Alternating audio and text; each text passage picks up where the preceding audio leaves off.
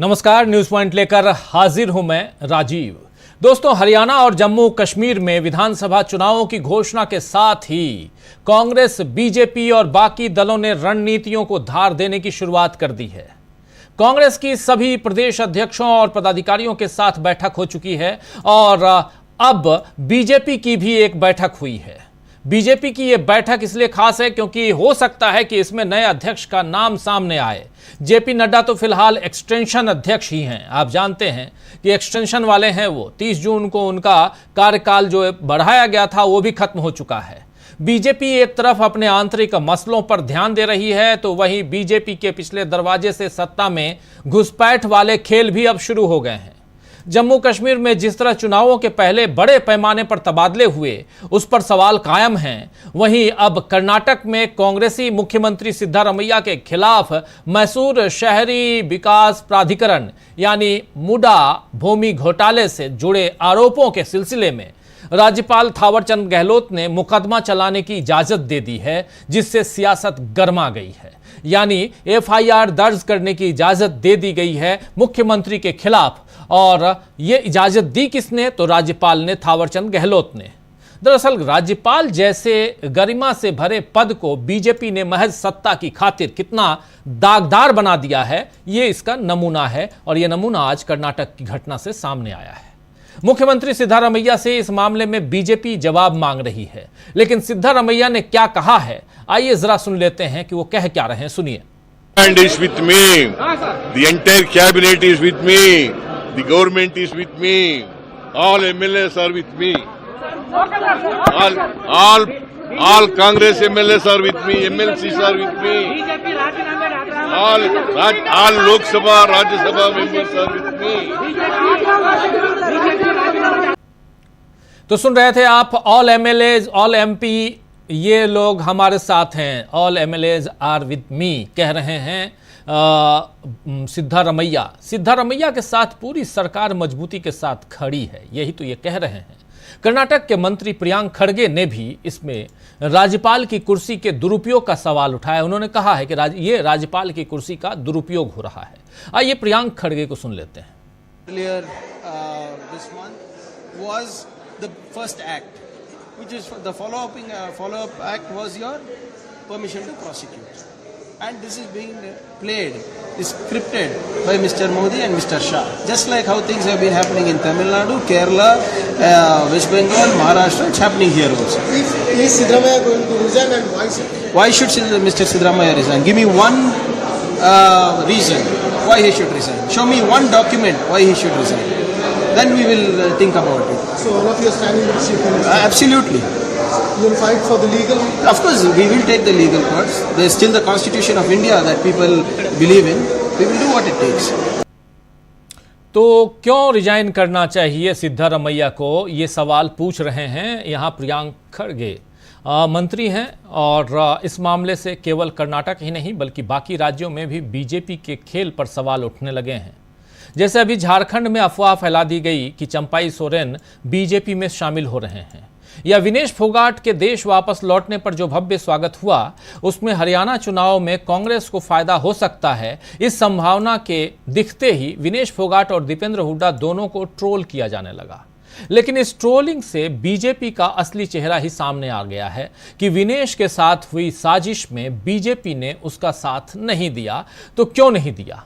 आपको बता दूं कि 15 तारीख को, यानी आज से ठीक 2 दिन पहले, 15 अगस्त के दिन प्रधानमंत्री नरेंद्र मोदी ने पेरिस ओलंपिक के खिलाड़ियों से मुलाकात की। वो चाहते तो 2 दिन रुक सकते थे ताकि विनेश को भी उस मुलाकात में शामिल करते, लेकिन मोदी ने एक मौका परसों गंवा दिया और आज भी बीजेपी पिछड़ गई क्योंकि विनेश का स्वागत करने की जगह उसकी ट्रोल आर्मी ने सवाल करने शुरू कर दिए कि आखिर ऐसा उन्होंने क्या किया है कि उनका स्वागत हो रहा है। लेकिन लोगों ने और खुद विनेश ने इसका जवाब दे दिया है कि आइए जरा पहले विनेश को सुन ही लेते हैं। विनेश फोगाट कह क्या रही हैं उनको सुनते हैं और खास करके स्वागत आखिर क्यों हो रहा है, सुनिए जरा विनेश फोगाट को।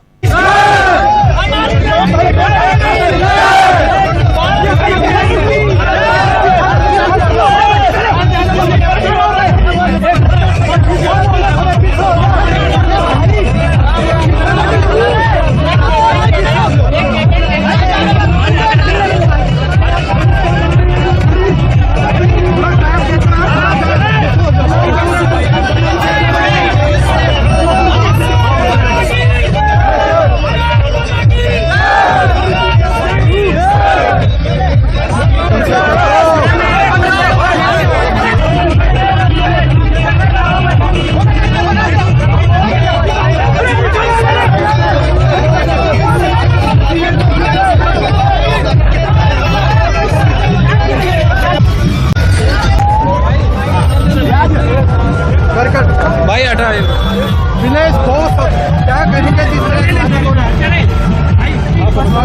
जिस तरह से हो रहा है, क्या कहेंगे?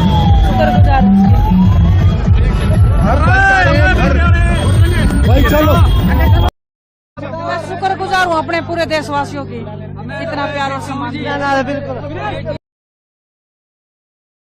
मैं शुक्रगुजार हूँ अपने पूरे देशवासियों की, इतना प्यार और सम्मान दिया। बिल्कुल तो सुन रहे थे, मैं शुक्रगुजार हूं पूरे देशवासियों की जिसने इतना प्यार और सम्मान दिया। ये विनेश फोगाट कह रही हैं। इस स्वागत को देख सकते हैं आप जगह जगह, और ये सुबह से जैसे ही एयरपोर्ट से निकली हैं उनका स्वागत, और इस स्वागत के बाद वो गांव तक उनका ये स्वागत का जश्न, और चारों तरफ इनके स्वागत में, विनेश फोगाट के स्वागत में लोगों का हुजूम जो है वो सड़कों पर दिखाई दे रहा था। हरियाणा में कल ही चुनाव की घोषणा हुई है, आज विनेश वापस आई हैं, अपने गाँव की तरफ जा रही हैं, लेकिन बीजेपी के कई ट्रोल आर्मी के लोग कह रहे हैं कि आखिर विनेश ने किया क्या है कि इतना स्वागत किया जा रहा है, इससे इस स्वागत की जरूरत क्या थी।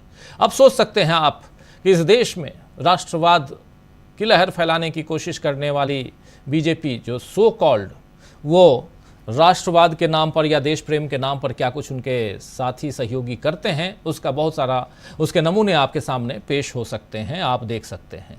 दिल्ली एयरपोर्ट से लेकर हरियाणा में विनेश के गांव तक आज ऐसे ही जश्न का माहौल रहा, क्योंकि लोगों ने विनेश को घर की बेटी मानकर स्वागत किया। विनेश की अपनी मां ने क्या कुछ कहा है इस मसले पे, आइए जरा वो भी सुन लेते हैं। विनेश की मां साफ साफ क्या कुछ कह रही हैं, इस देश की बेटी के नाम उन्होंने क्या पैगाम दिया है, सुनिए। खुशी हो रही बेटा, और भाई ज्यादा खुशी तब बढ़िया हो रही है, बेटी ने बढ़िया कर रखे, देश ने मान सम्मान खूब कर रखे वार्ड में। गाँव में जाके आप क्या खिलाएंगे बेटी को? बेटी को चूरमा, मलाई का हलवा, लाल लस्सी, दही, चटनी, पुदीना या खाया करे। विनेश के लिए क्या कहेंगे, क्या दो अच्छे शब्द? बेटा फाइट तो बढ़िया करी, देश ने बढ़िया मॉडल लेके देखा दी, पण भाई छोड़ो सो दूर रह गयो, ये 100 ग्राम बैठे। तो सुन रहे थे, हालांकि जो खिलाएंगे उससे विनेश का वेट बढ़ जाएगा, आप जानते हैं, लेकिन माँ का दुलार है, प्यार है, तो एक माँ अपने बच्चे का हर तरह से दुलार ही करेगी। लेकिन आज देश के लोगों ने भी विनेश को भरपूर प्यार और समर्थन दिया है। कांग्रेस सांसद दीपेंद्र हुड्डा खुद विनेश को एयरपोर्ट लेने पहुंचे और उनके साथ रोड शो भी किया। जाहिर है कि इन सब का असर 1 अक्टूबर को हरियाणा में होने वाले चुनाव पर पड़ेगा ही, क्योंकि हरियाणा में खेल और खिलाड़ी दोनों काफी मायने रखते हैं। और इसी तरह किसानों को लेकर भी हरियाणा में बीजेपी घिरी हुई है, क्योंकि बीजेपी किसानों को भी इंसाफ नहीं दिला पाई। लोकसभा में 5 सीटें गंवाने वाली बीजेपी क्या अब विधानसभा चुनाव में भी घाटे में रहेगी, ये देखना दिलचस्प होगा। और इधर झारखंड में झारखंड मुक्ति मोर्चा सरकार को हिलाने की कोशिश बीजेपी एक बार कर चुकी है। अभी फिर चंपाई सोरेन को लेकर खबर यह आई, कल ही खबर आ रही थी कि वो बीजेपी में जा रहे हैं, लेकिन उसका जवाब आज चंपाई सोरेन ने दे दिया है। ये जरा सुन लेते हैं चंपाई सोरेन ने कहा क्या है, सुनिए। थोड़ा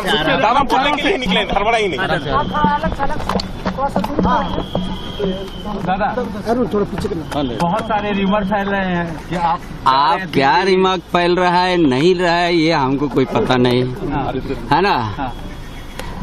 तो खबरों में कितनी सच्चाई है जो आप अपने, अगर आपके जुबान हमको खबर पता नहीं तो सच्चाई है, सच या झूठ का कहां से हम आकलन करेंगे, हमको कुछ पता नहीं है। अभी लोविंदा से मुलाकात हुई है, क्या बातचीत हुई है?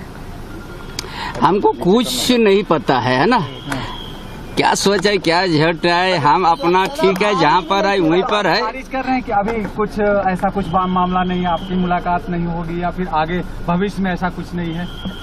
नहीं, अभी हमको कोई एजेंट, कोई विषय हमको पता ही नहीं। तो किस विषय? भाजपा में जाने की खबरें, अफवाह उड़ रही है, तो इसको खारिज करते हैं।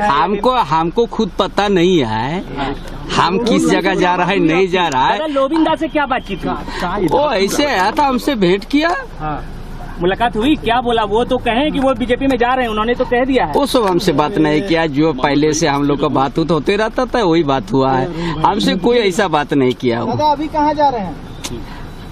हम जा रहे हैं थोड़ा अपना टाटा आवास, अपना आवास। दादा चर्चा थी कि मतलब दिल्ली जा रहे हैं, शामिल हो रहे हैं लोगों ने, तो दिल्ली में हम तो टाटा तरफ जा रहे हैं। टिकट बुक हो गई है, क्या फ्लाइट इतने बजे की चढ़ जाएंगे?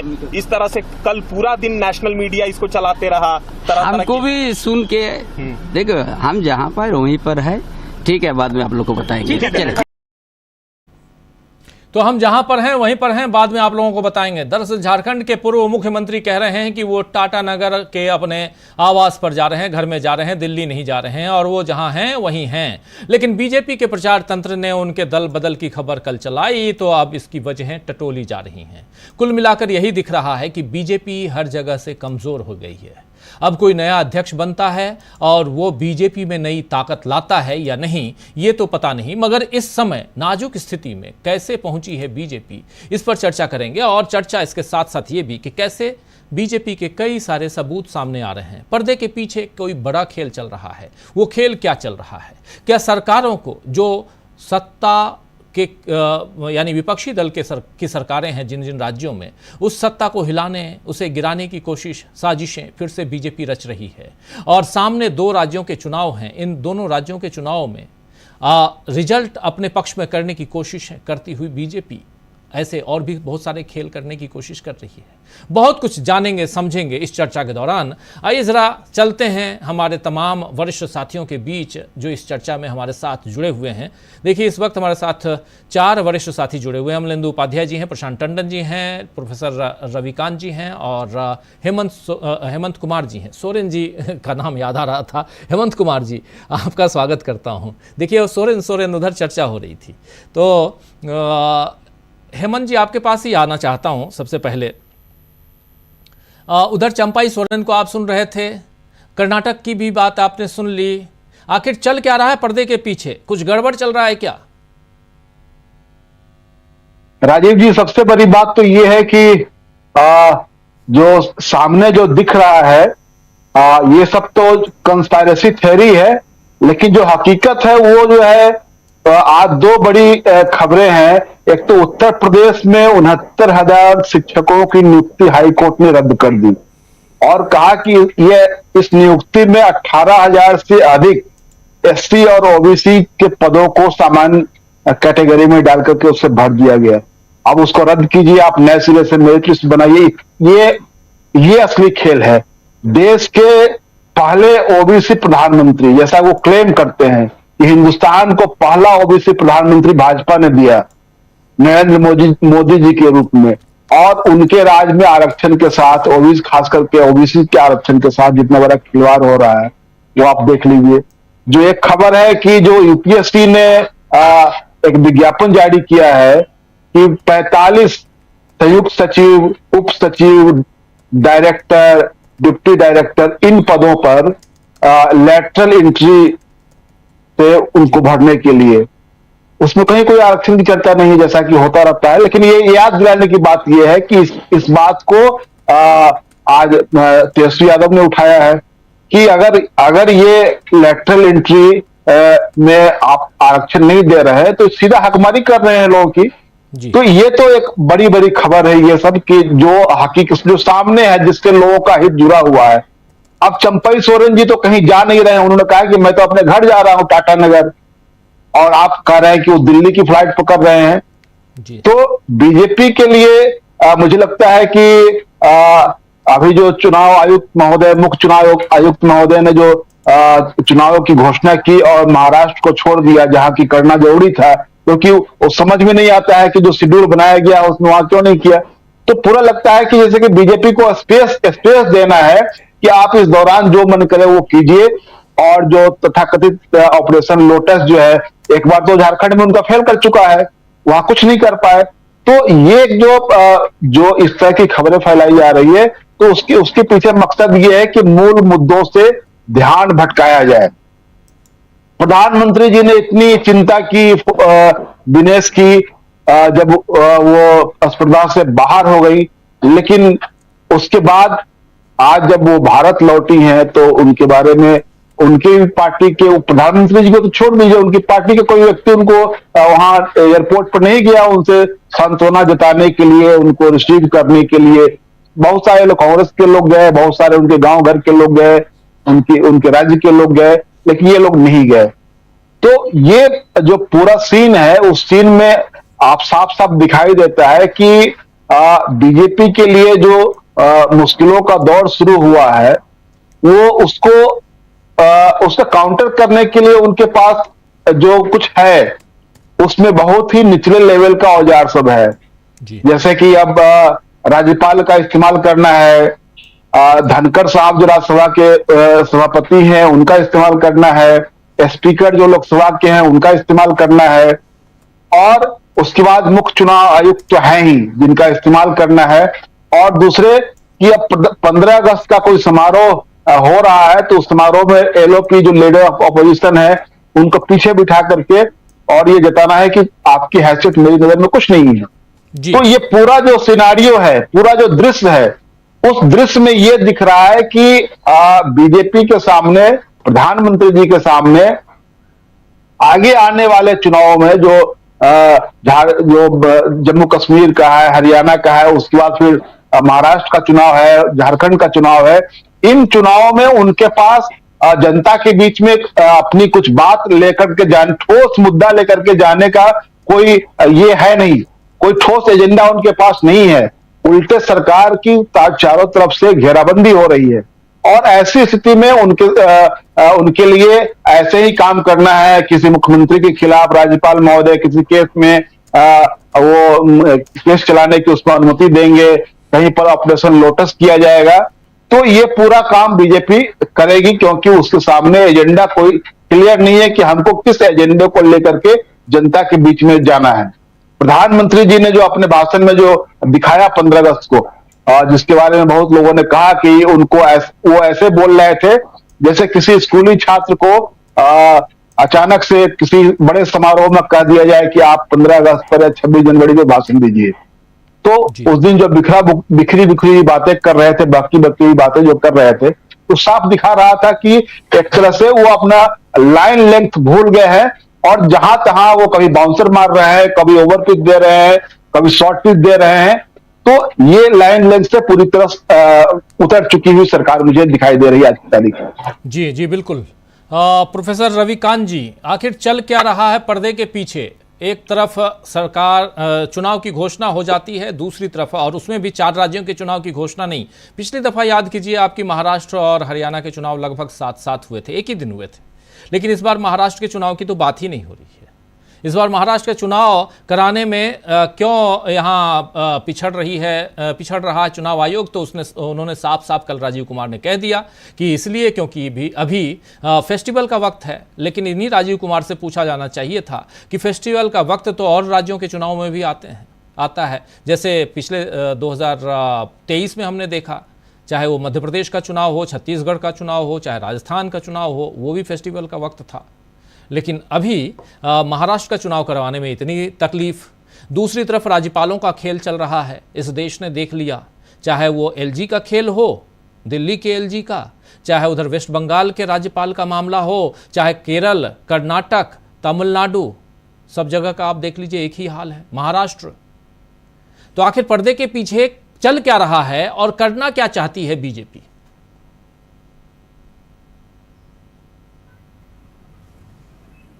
सत्ता में बने रहना चाहती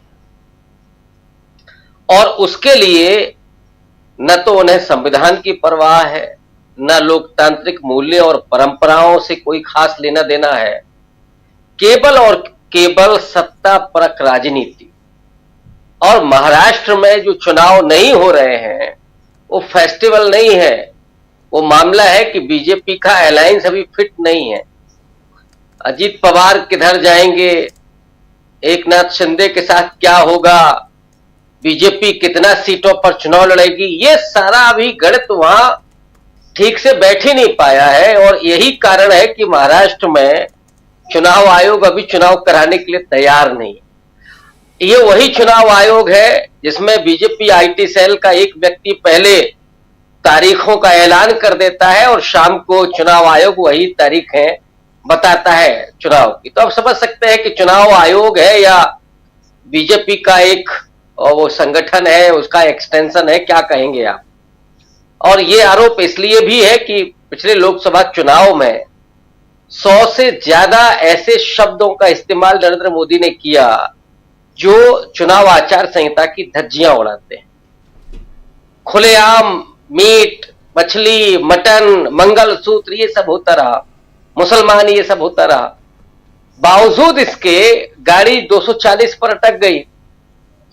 और हम सब जानते हैं कि 79 सीटों पर अगर खेल नहीं होता, जिसे आप कह रहे हैं कि पर्दे का खेल, वो भी पर्दे के पीछे का खेल था कि पहले और दूसरे फेज में चुनाव आयोग आंकड़ों में जो हेराफेरी करता है, वो हेराफेरी यहां तक लेकर के पहुंचती है। अब वही खेल इस समय चल रहा है महाराष्ट्र में, वही खेल चल रहा है कर्नाटक में, झारखंड में। बेसिकली जो पूरी आरएसएस और बीजेपी की पॉलिटिक्स है, मैं आरएसएस इसलिए कह रहा हूं कि आरएसएस कोई सांस्कृतिक संगठन नहीं है, वो विशुद्ध राजनीतिक संगठन है। उसकी जो राजनीति है वो अफवाहों से चलती, और वो गणेश जी दूध पी रहे हैं, वो आप याद करिए 2-3 दशक पहले का मामला, वो शायद पहली टेस्टिंग थी कि हम कोई एक शगुफा छोड़ेंगे और वो पूरे देश में और समाज में पहुंचता है शगुफा कि नहीं। उस टेस्टिंग के बाद लगातार कि कहीं सांप्रदायिक दंगों की सूरत, कहीं एक जगह हुआ ना राजस्थान में 2 बच्चों के बीच का झगड़ा, और उसे जिस तरीके से सांप्रदायिक रंग दिया जा रहा है, सारे हिंदूवादी संगठन मिलकर के जो कर रहे हैं, उसको आप क्या कहेंगे कि जहां सत्ता में रहेंगे वहां बेलगाम हो जाएंगे, और लगातार घृणा की राजनीति, लगातार विभाजन की राजनीति। लेकिन ये भूल गए हैं कि इस चुनाव ने उस विभाजन और घृणा की राजनीति को खारिज कर दिया है। पिछला चुनाव विशुद्ध रूप से, अब हम उसको राहुल गांधी की भारत जोड़ो यात्रा से जोड़ करके देखें, या केवल इतना भर कहें कि वो देश को जोड़ने का चुनाव था, वो संविधान को बचाने का चुनाव था, वो सामाजिक न्याय का चुनाव था, कि उसमें सारी शक्तियां नरेंद्र मोदी के साथ खड़ी हुई थी, और इधर विपक्ष में राहुल गांधी उस संविधान की ताकत को लेकर के लोगों के बीच में थे। और उस संविधान की ताकत ने नरेंद्र मोदी को जो 400 पार का नारा दे रहे थे, वो 240 पे आकर के उनको खड़ा कर दिया। और आज आलम यह है कि आप 2-2 बैसाखियों के सहारे सरकार चला रहे। तो पर्दे के पीछे का जो खेल है वो अभी भी नहीं रुक रहा है राजीव जी। वो हैबिट में है कि सरकार गिराना, जहां पर सरकार गिराने को चाणक्य नीति कहा जाता हो, जहां विधायकों सांसदों को खरीद फरोख्त करने को चाणक्य नीति कहा जाता हो, आप उस पार्टी को समझ सकते हैं कि उसकी विचारधारा क्या हो। एक दौर था जब बीजेपी के लिए कहा जाता था कि साहब ये तो वॉशिंग मशीन है, इधर से डालिए उधर से स्वच्छ निकलेगा जी। अब एक मैं वीडियो देख रहा था जिसमें वो व्यक्ति कह रहा है कि अब ये वॉशिंग मशीन नहीं है, अब ये पूरा कपड़े धुलने का घाट बन गया है, यहां पटक पटक के धोइए और उधर निकालिए, सबको साफ करिए। अब थोक में जा रहे हैं लोग, और जो शुचिता की बात करने वाले, न खाऊंगा न खाने दूंगा, पूरे देश को भ्रष्टाचार की गंगोत्री बना करके रख दिया है सरकार।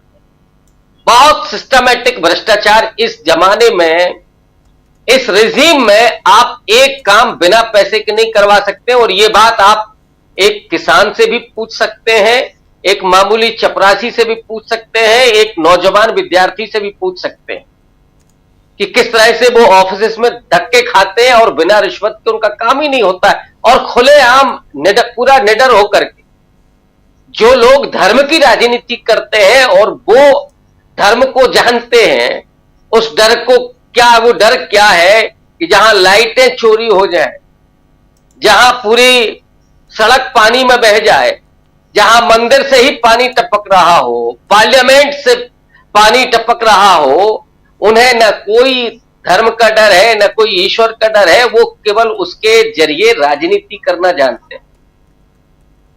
और इसीलिए इनकी कोई ईश्वर में आस्था नहीं है, न ये ईश्वर को मानते हैं। ये दरअसल ईश्वर का इस्तेमाल करना जानते हैं। लेकिन मैंने कहा ना कि इस देश ने अब इस चीज को अस्वीकार कर दिया है। आप कितने दिनों तक वो बिजू का आपके दर्शक जानते होंगे, जो खेत में जानवरों को भगाने के लिए लगाया जाता है, डराने के लिए बना के, तो हाँ मुखौटा। अब ये बिजू का लगा करके लोगों को डरा रहे हैं।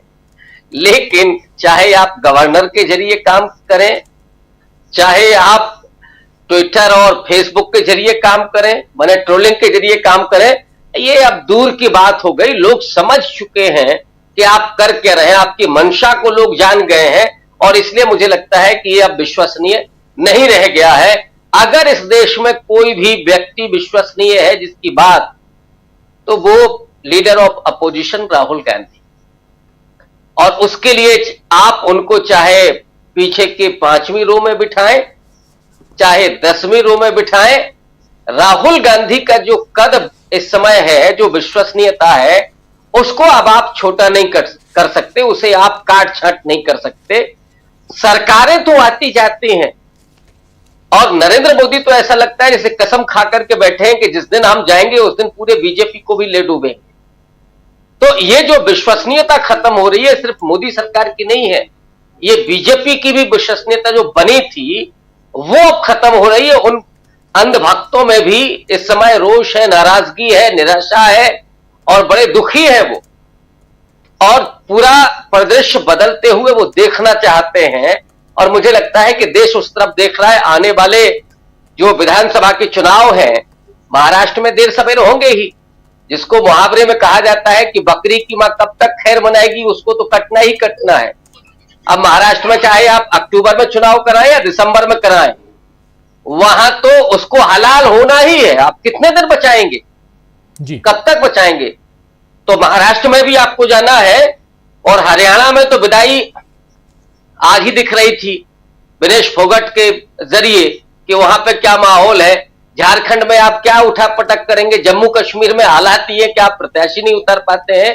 तो पर्दे का जो पीछे का खेल है वो बेपर्दा हो चुका है राजीव जी, और ये देश अब इनकी राजनीति को बखूबी समझ चुका है। जी, देश राजनीति को बखूबी समझ चुका है। लेकिन इस देश में अभी इसी वक्त दिल्ली में 2 तस्वीरें आपके सामने अभी हम रख भी रहे थे। प्रशांत जी आपके पास आऊं उनसे पहले उन दोनों तस्वीरों को ले आइए। एक बीजेपी की जो बैठक चल रही है, उस बैठक की तस्वीर है जिसमें पदाधिकारियों की बैठक, ये तस्वीर देखिए। और दूसरी तस्वीर है उधर प्रधानमंत्री नरेंद्र मोदी से मुलाकात करते हुए चंद्रबाबू नायडू। चंद्रबाबू नायडू के हाथ में देखिए फाइल नहीं बल्कि डायरी भी है, शायद डायरी नुमा कुछ दिख रहा है, कागज है, उसमें लिस्ट है, ज़रूर लिखी होगी कि हाँ अभी जा रहे हैं हम दिल्ली तो क्या क्या डिमांड करनी है। ये डायरी में सब कुछ, ऊपर जो डायरी रखी हुई है ये देखिए, ये डायरी है। इस डायरी में बहुत कुछ होगा लिखा हुआ। बुके तो बढ़िया लेकर आए ही हैं, लेकिन हाँ यहाँ से इस डायरी में जो लिस्ट है उसका बुके कब लेके जाएंगे, कैसे मिलेगा, मुस्कुराते हुए। लेकिन ये बहुत दोनों इम्पॉर्टेंट है। और पहली जो तस्वीर है जो पदाधिकारियों की, प्रशांत जी तस्वीर है, उस बीच इधर आपने एक तस्वीर देख ली चंद्रबाबू नायडू की। दूसरी तस्वीर जो है, उस तस्वीर से जो खबर निकल के आ रही है उसमें अमित शाह जी कह रहे हैं कि अगले 35 साल तक बीजेपी को कोई हिला नहीं सकता। और एक आदमी उधर प्रधानमंत्री से मिल रहा है, हिलाने वाला आदमी। पर्दे के पीछे चल क्या रहा है? ये हिला नहीं सकता क्या? ये जो ये यही तो हिला सकते हैं। उधर बिहार वाले भी हिला सकते हैं, और 35 साल का दावा कर रहे हैं अमित शाह जी। हमारे साथी प्रोफेसर रविकांत जी अभी कह रहे थे कि आज ही लग रहा था कि हरियाणा के चुनाव का रिजल्ट क्या होने जा रहा है। बीजेपी को हिला नहीं सकते। तीसरी बार भी बीजेपी ही आएगी हरियाणा में, ये कह दिए, कल ट्वीट कर दिए मोदी जी। अमित शाह जी ने भी बयान दे दिया। तो ये हवाई बातें हैं सिर्फ, या पर्दे के पीछे कुछ हो रहा है? जैसे सिद्धारमैया के खिलाफ एफआईआर दर्ज करने की इजाजत दे दी गई। कैसे देखा जाए प्रशांत टंडन जी? हरियाणा में तो 50 किलो कैटेगरी की विनेश फोगाट ही इनके लिए काफी है।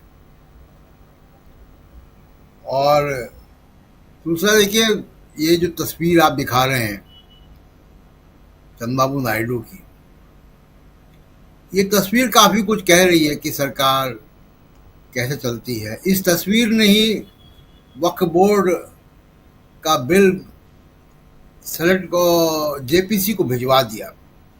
वो बिल पास नहीं हो पाता।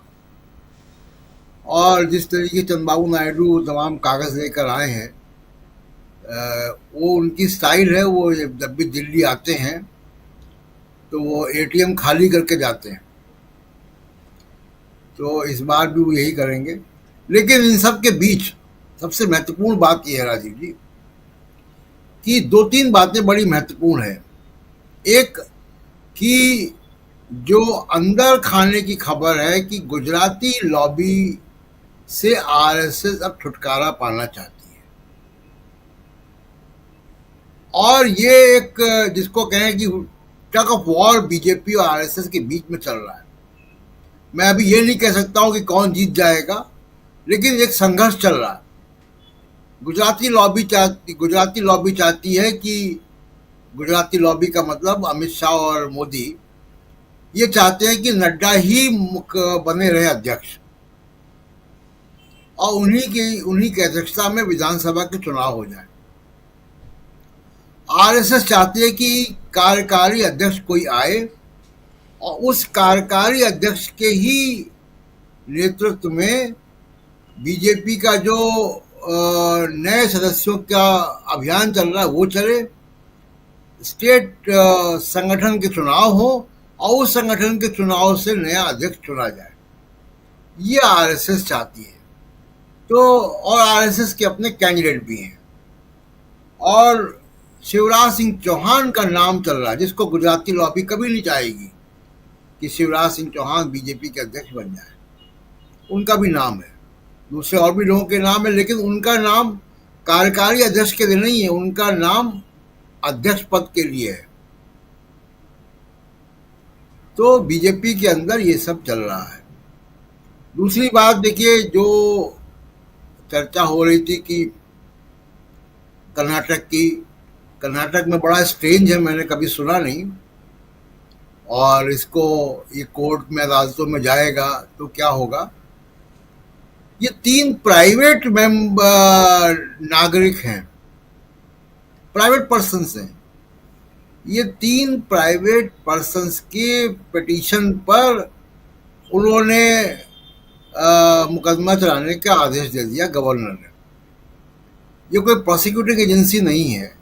आमतौर पे गवर्नर की सैंक्शन किसी प्रोसिक्यूटिंग एजेंसी को होती है। अभी लीगल मामला है, इसको आगे कैसे देखा जाएगा, लेकिन इसमें जो संदेश है वो ये है कि देखिए, नरेंद्र मोदी राजनीतिक लड़ाई राजनीति करके नहीं लड़ पाते। वो हमेशा एजेंसीज को सामने करेंगे, पुलिस को सामने करेंगे, अपना एक मीडिया उन्होंने बना रखा है उसको सामने करेंगे, सीधी लड़ाई नहीं लड़ पाते। ये उनकी कमजोरी है। और जो मुझे बताया गया, जो मुझे मालूम पड़ा कि राहुल गांधी को पीछे बैठाने का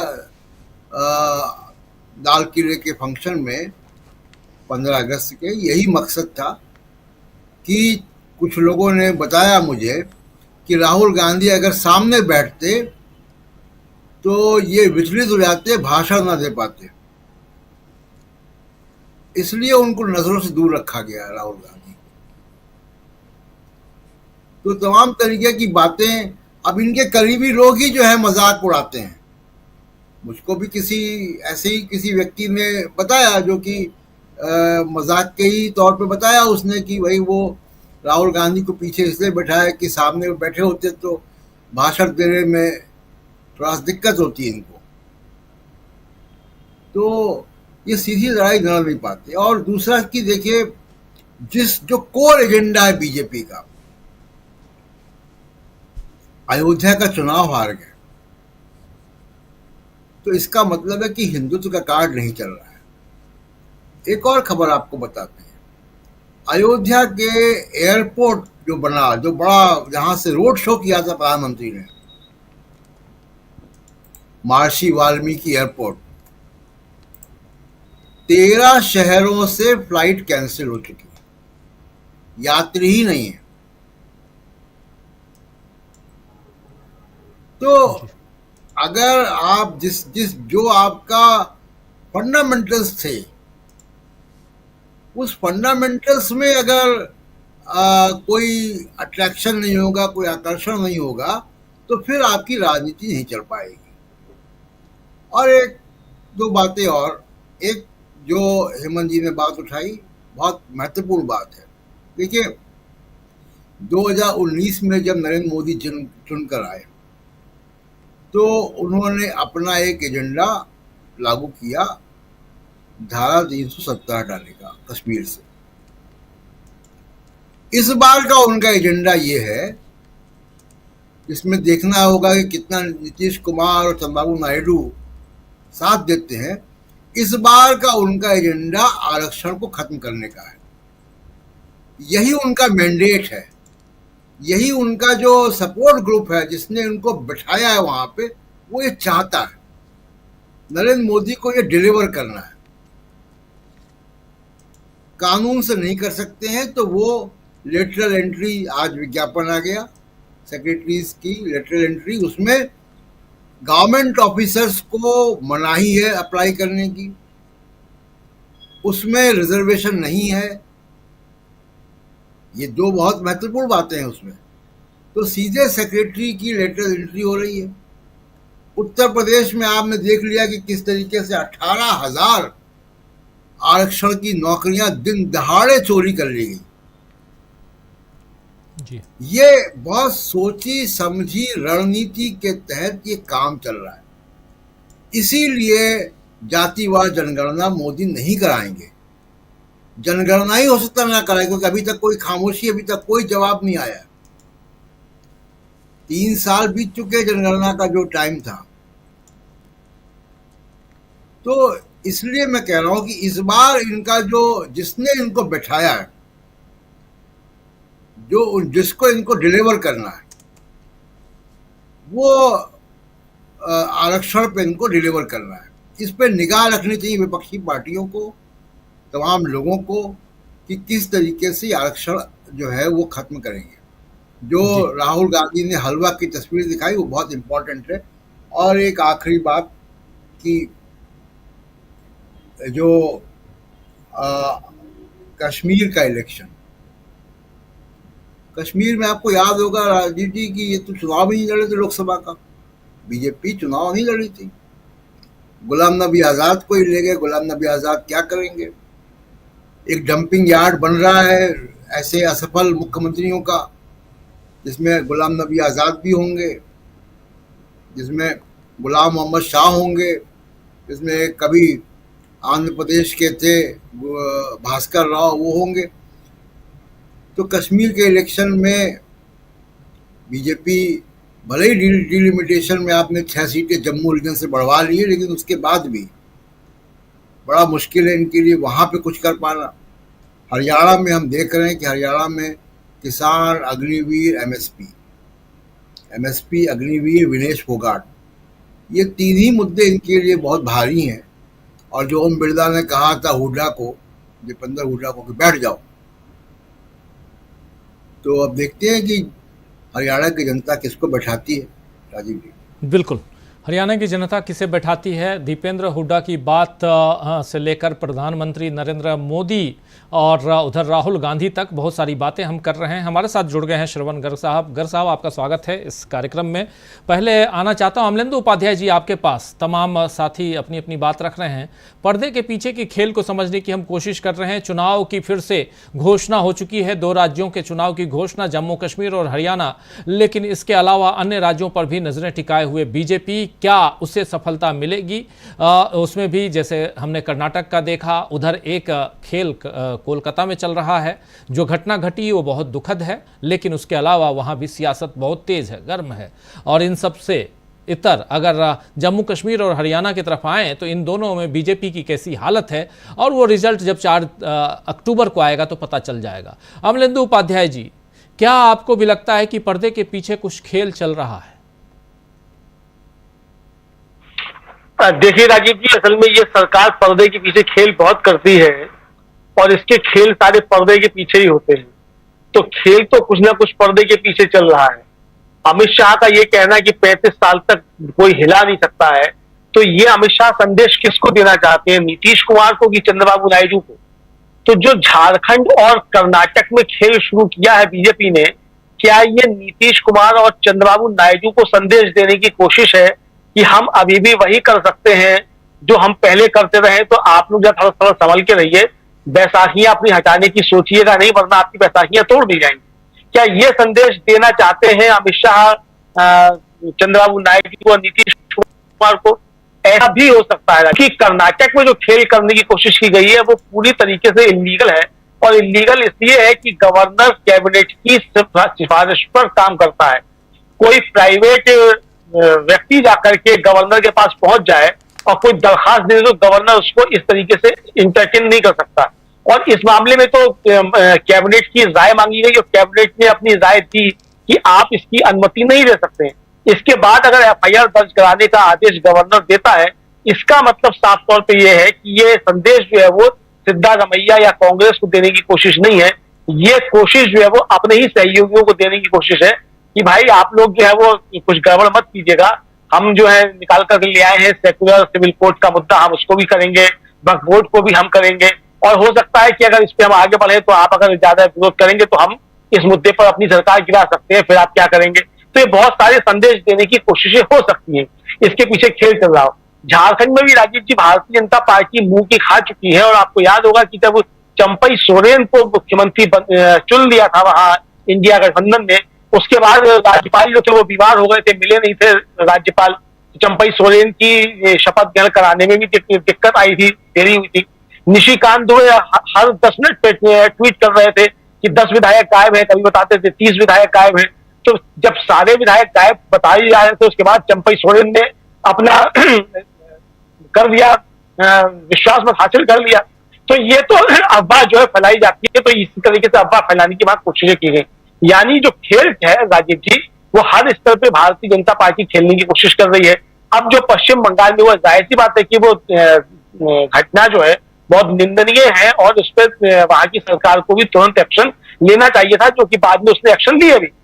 लेकिन वो उसको जिस तरीके से मोड़ने की कोशिश की गई, अब उसी तरीके की घटनाएं उत्तर प्रदेश में हुई है, उत्तराखंड में हुई है, बिहार में हुई है, उस पर जो है कोई बवाल नहीं हो रहा है, लेकिन उसको लेकर के बवाल मचाने की कोशिशें की गई।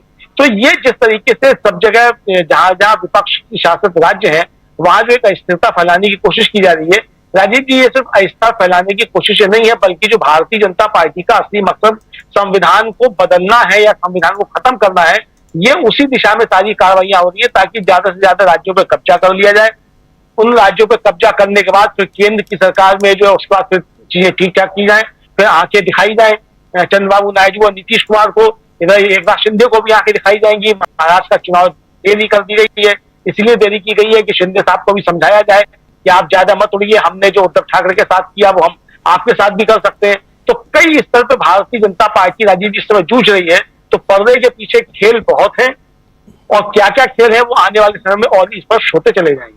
जी जी, बिल्कुल बिल्कुल। गर साहब के पास आना चाहता हूं। गर साहब, आप सुन रहे हैं तमाम साथियों की बातें, और हम ये समझने की कोशिश कर रहे हैं चुनाव में, एक तो महाराष्ट्र का चुनाव अभी नहीं करवाना, उसकी घोषणा नहीं करना, क्या राजीव कुमार ने जो कल अपनी बात रखी न करवाने की, वो कहीं पच रही है, गले के नीचे उतरती है? एक बात ये।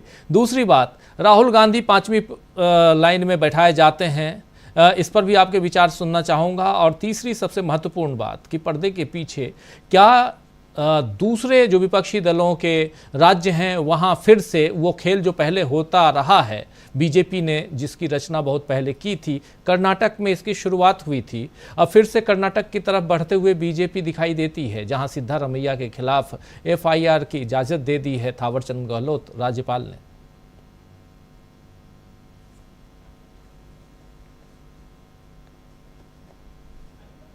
अनम्यूट कर लीजिए प्लीज।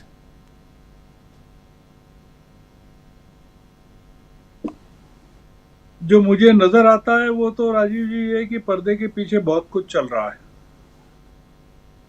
और बहुत बड़ा चल रहा है कुछ, जो चुनाव से अलग और चुनाव के नतीजों से अलग कुछ चल रहा है, और एक साथ कई चीजें चल रही हैं, जिसमें हम कुछ चीजें देख पा रहे हैं, कुछ चीजें नहीं देख पा रहे हैं। कि मतलब जैसे हम कहीं देखते हैं तो हमको लगता है कि यही चल रहा है, पर ऐसा नहीं है, और भी कुछ बहुत चल रहा है।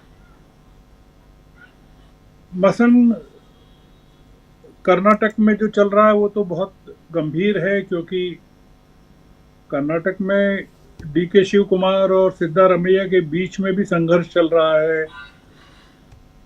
सिद्धारमैया से जो अंडरस्टैंडिंग थी कि वो 2.5 साल के लिए रहेंगे फिर छोड़ देंगे, तो वो हटने को तैयार नहीं है। तो एक संकट वो भी है, और सिद्धारमैया के खिलाफ जो अनुमति दी है गवर्नर साहब ने, वो भी एक महत्वपूर्ण मुद्दा है। तो वो तो एक चीज है कर्नाटक की। बंगाल पर भी प्रेशर बढ़ रहा है। मतलब जो खबरें आ रही है कि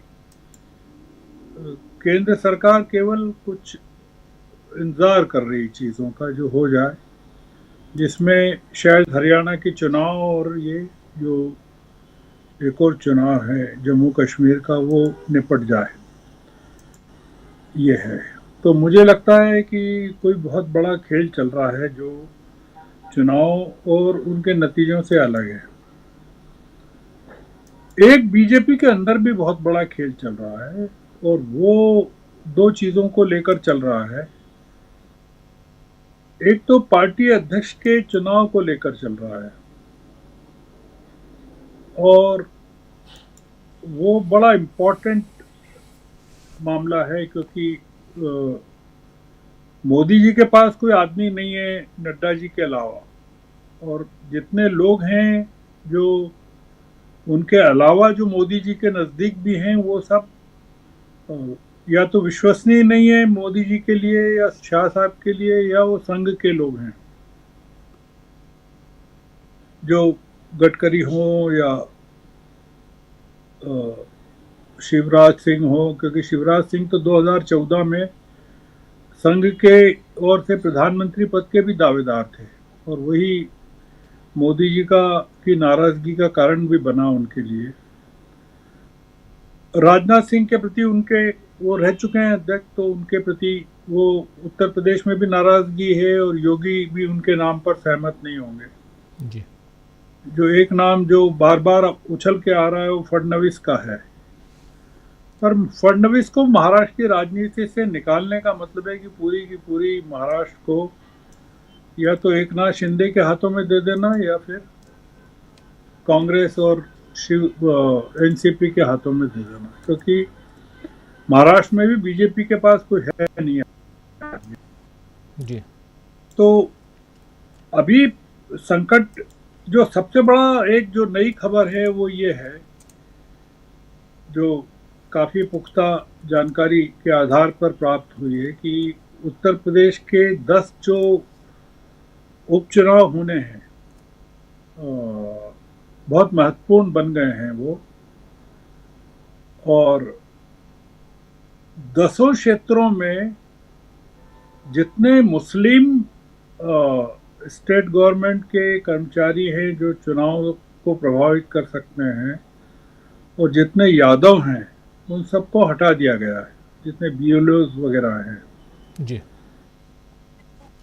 मतलब एकाध किसी कॉन्स्टिट्यूएंसी में एकाध कोई रहा हो तो वो नहीं कह सकते, पर जो जानकारी आ रही है वो ये आ रही है कि सभी जगह से 10 इलाकों से हटा दिया गया है। और ये एक बहुत बड़ा शक्ति परीक्षण केंद्र और योगी जी के बीच में हो रहा है उत्तर प्रदेश के उपचुनाव में। वो ये है कि अगर योगी जी दिखाना चाहते हैं कि वो 10 के 10 उपचुनाव जीत रहे हैं और उसके लिए वो कुछ भी करेंगे, तो जो आपने पूछा कि पर्दे के पीछे क्या चल रहा है, तो मैंने कुछ चीजें बताई आपको जी, कि एक तो कुछ बहुत बड़ी चीजें चल रही हैं, जो मतलब मैंने जितना कहा उसके अलावा भी कुछ चल रहा है जिनका चुनाव से कोई संबंध नहीं है। मतलब वो कुछ ऐसी चीजें हो सकती है जो हम लोगों को बहुत ही सरप्राइज के तौर पर लगे। महाराष्ट्र के जो चुनाव हैं वो भारतीय जनता पार्टी राजीव जी अफोर्ड नहीं कर सकती। वो इसलिए अफोर्ड नहीं कर सकती कि वहाँ हार निश्चित है, और वो जो महाराष्ट्र जो है भारतीय जनता पार्टी का खजाना है, तिजोरी है,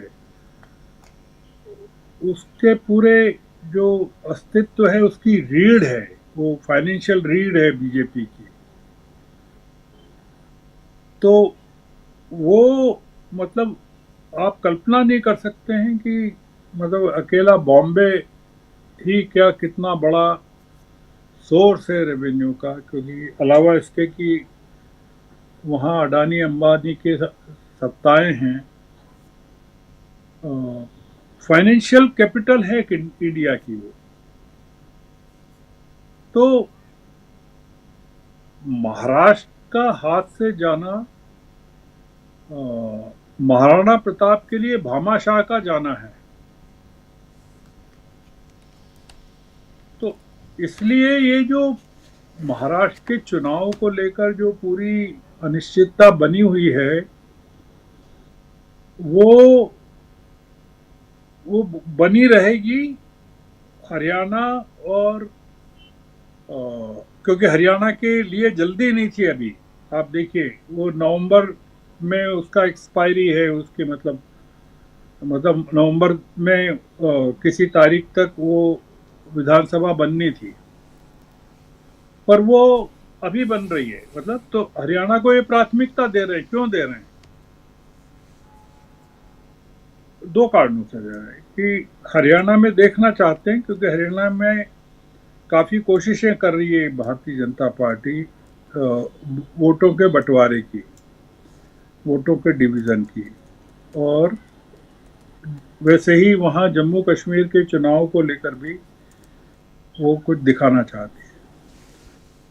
तो एक डिमोरलाइज्ड चेहरे के साथ भारतीय जनता पार्टी झारखंड, दिल्ली और बिहार और महाराष्ट्र के चुनाव अगर फेस करेगी तो बहुत दिक्कत हो जाएगी, खासकर महाराष्ट्र के चुनाव को जो इसी साल होने हैं। तो ये मेरा ऐसा मानना है कि ये जो दौर है ये बहुत क्रूशियल है और काफ़ी हम नाजुक दौर से गुजर रहे हैं। मतलब इसमें हमने लाल किले से देखा प्रधानमंत्री ने जिस तरह से चीज़ों को रखा, उसमें कई संकेत हैं प्रधानमंत्री के बोलने में। हमने प्रधानमंत्री के भाषण को बहुत बारीकी से अगर एनालाइज करें तो उसमें कई चीज़ें हैं और बहुत राहुल गांधी को लेकर भी बहुत सारी चीज़ें चल रही हैं जो आने वाले दिनों में सामने आ सकती है, क्योंकि कुल मिलाकर ये सरकार बहुत संकट में है राजीव जी, जो लगता है, मतलब जो ऊपर से दिखता है। और उस संकट से निकलना भारतीय जनता पार्टी से ज़्यादा संघ के अस्तित्व के लिए जरूरी है। तो ये अभी क्योंकि संघ का अगले साल 100वां साल है और ये सब महाराष्ट्र को लूज करने का मतलब है कि संघ की समाप्ति का संकेत मिलना, क्योंकि महाराष्ट्र ने नागपुर, महाराष्ट्र ने सावरकर, महाराष्ट्र ने गोडसे, महाराष्ट्र ने हिंदू राष्ट्रवाद जी और महाराष्ट्र ने धन, संपत्ति, वैभव, जो भारतीय जनता पार्टी का वो पूरा वैभव है, संघ का पूरा वैभव है। तो आप ये मान के चलिए कि देश की नजरें महाराष्ट्र पर होनी चाहिए कि वहाँ क्या चल रहा है। हरियाणा और जम्मू कश्मीर तो ठीक है, क्योंकि ये एक डिस्ट्रैक्शन है। हरियाणा और जम्मू कश्मीर महाराष्ट्र से ध्यान हटाने का जिसको डिस्ट्रैक्ट करना कहते हैं अंग्रेजी में, वो है। इन सारे चुनाव में, दो चुनाव इस साल के और अगले साल के चुनाव में, दो महत्वपूर्ण चुनाव हैं केवल, एक महाराष्ट्र का और एक बिहार का। बाकी चुनाव हैं, दिल्ली का भी है, झारखंड भी है, जम्मू कश्मीर भी है, हरियाणा भी है जी। पर जिसको कहते हैं ना कि अस्तित्व का संकट वाला जो पूरा मामला है, वो महाराष्ट्र और बिहार को लेकर है। तो इसलिए क्योंकि कई चीज़ें चल रही हैं, ये अभी इस हमको दिसंबर तक बहुत सारी चीज़ें और खुलेंगी, जैसे जैसे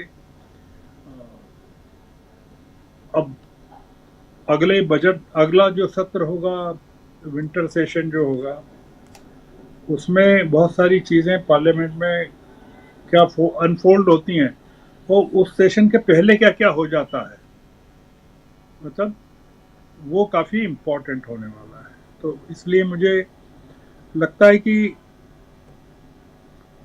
एक ये जो बात चली वक्फ बोर्ड की लेकर या और चीज़ों को, आर्मी की भाषा में एक टैक्टिकल रिट्रीट कहते हैं।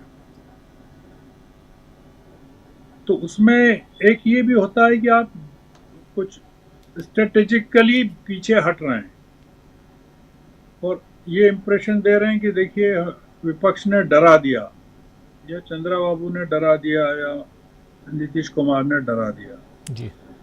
मैं इसको थोड़ा सा एक ये मान के चल रहा हूँ कि ये कुछ टेम्पररी सीज फायर है, मतलब सीज फायर है, टेम्पररी ही होता है सीज फायर, तो सीज फायर है कि ये कुछ जैसे ब्रॉडकास्टिंग बिल वापस लेना या वक्फ बोर्ड का मामला या और चीज़ें हो जाना, तो हम उसको एक विजय के तौर पर देख रहे हैं कि बहुत बड़ी जीत हो गई है विपक्ष की, या जो हम जानते हैं कि डेमोक्रेटिक गवर्नमेंट नहीं है ये, और ये किसी भी हद तक जा सकती है। तो ये कुछ और चीज़ें जो हमको अभी नज़र नहीं आ रही हैं, शायद उसके कई कारण हैं। उसका एक बड़ा कारण है कि इजराइल अभी एंगेज्ड है बहुत सारी चीज़ों में, आप देख रहे हैं गाजा में एंगेज्ड है, ईरान में एंगेज्ड है, अमेरिका भी चुनाव में एंगेज्ड है जी। बहुत सारी जो हम इसके हमारे इर्द गिर्द जो हमको जो प्रभावित करने वाली जो इंटरनेशनल चीज़ें हैं वो अभी एक्टिव नहीं है, वो दिसंबर के बाद एक्टिव होंगी। और हमारे यहाँ भी स्टेबलाइज होगी पॉलिटिक्स दिसंबर के बाद, जब ये महाराष्ट्र के और चुनाव हो जाएंगे, अगर हुए तो जी। तो इसलिए मैं जो बार बार आपसे कह रहा हूँ कि 2-3 महीने बड़े थोड़े से फैसलों के लिहाज से मैं महत्वपूर्ण मानता हूँ।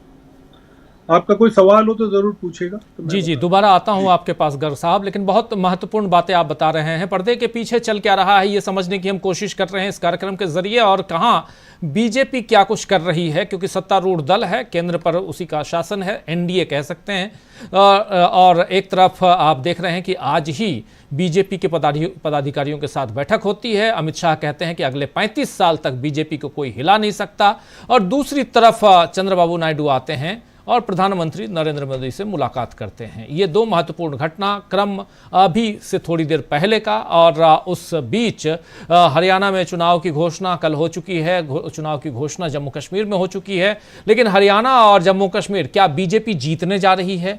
और अगर हरियाणा और जम्मू कश्मीर नहीं जीत रही है तो फिर महाराष्ट्र के चुनाव को अभी न करवाने के पीछे का कारण क्या है? ये सब कुछ यहां समझना जरूरी है, जिसके बारे में भी गर्ग साहब अपनी बात रख रहे थे। एक बार फिर से आना चाहता हूं हेमंत जी आपके पास। आपको क्या लगता है यहां महाराष्ट्र का चुनाव, देखिए 2 राज्यों के चुनाव अभी बाकी हैं जो इसी साल होना है, एक महाराष्ट्र है और एक झारखंड है। झारखंड के चुनाव से पहले झारखंड में कुछ खेला करने की कोशिश में बीजेपी लगी हुई है, जिसमें चंपाई सोरेन का जिक्र आप पहले वक्तव्य में कर भी रहे थे और उनके बयान को हमने सुनाया भी। चंपाई सोरेन ने साफ साफ कह दिया है कि मैं यहां से अभी कहीं नहीं जा रहा हूं, वहीं हूं जहां था, अभी जा रहा हूं घर अपने टाटा नगर में जो मेरा घर है वहां। लेकिन क्या कहानी, चलिए झारखंड को थोड़ा किनारे रखें, महाराष्ट्र की कहानी और जो गर्ग साहब कह रहे हैं कि अगले 2-3 महीने में बहुत कुछ महत्वपूर्ण है, और सियासत का जो ये चौसठ बिछा हुआ है जो खेल है, उस खेल में कौन बाजी मारेगा ये भी दिलचस्प होगा, इसलिए क्योंकि महाराष्ट्र में अंदर खाने ही बहुत गड़बड़ चल रहा है, सरकार के अंदर खाने की बात कर रहा हूं। थोड़ी देर के लिए छोड़ दीजिए कर्नाटक में जो चल रहा है, जो खेल करने की कोशिश बीजेपी कर रही है, राज्यपालों के साथ जो काम किया जा रहा है और उसके जरिए जो काम करवा रही है बीजेपी, उसको भी किनारे रख दें। हरियाणा का चुनाव और उसका रिजल्ट क्या आपको लगता है आने वाले चुनावों पर भी असर करने वाला है?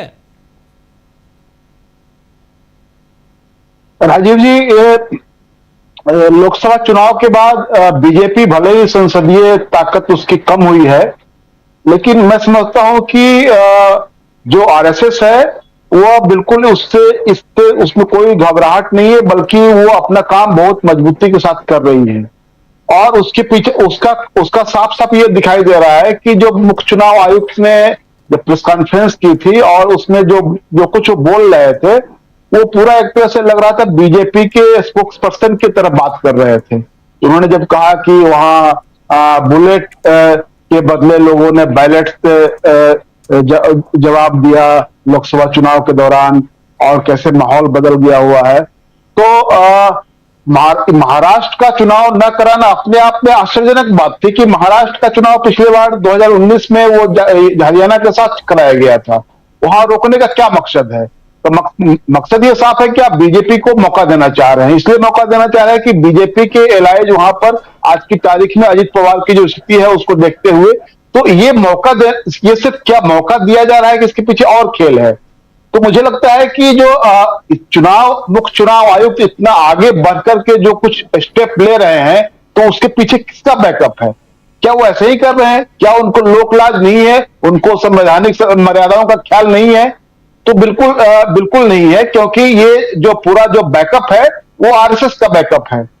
जो मैंने पहले कहा, जो लेटरल एंट्री वाला जो विज्ञापन आया है, इसके पहले जो नियुक्तियां हुई है, ये तो मुझे लगता है कि ये अब चीजें सामने सीधे आ रही है कि जितने लोग अब तक आए हैं उनका कहीं ना कहीं से बड़े पैमाने पर वो आरएसएस के कनेक्शंस के लोग हैं और उसमें बहुत सारे लोग चिन्हित लोग हैं।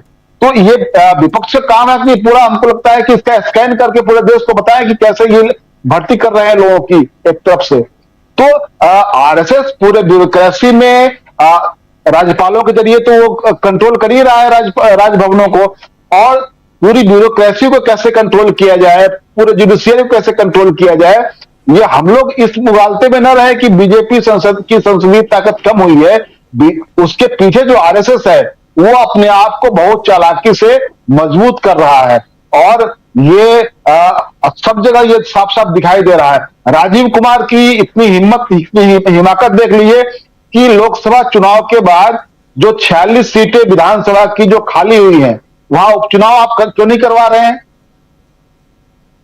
आपने बिहार में रुपौली का उपचुनाव करा दिया और बिहार में 4 सीटें जो खाली हुई उसका चुनाव आप नहीं कराए।